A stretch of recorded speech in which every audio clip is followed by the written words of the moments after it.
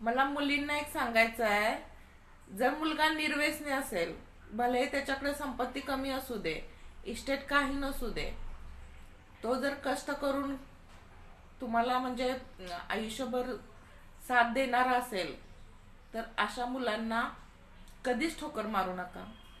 त्याच्याकडे काही नाही म्हणून तर कधीच मारू नका, कारण दिवस पालटायला वेळ लागत नाही.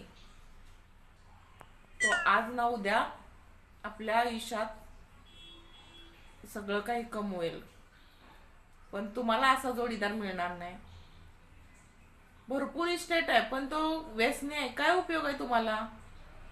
त्या इस्टेटीचा काही उपयोग होत नाही. तुम्हाला तिथं मोलकणीसारखं वागवलं जाते. त्यापेक्षा त्याच्याबरोबर सुखानं कष्ट करून खाणारं कुटुंब असेल तर ते निवडा.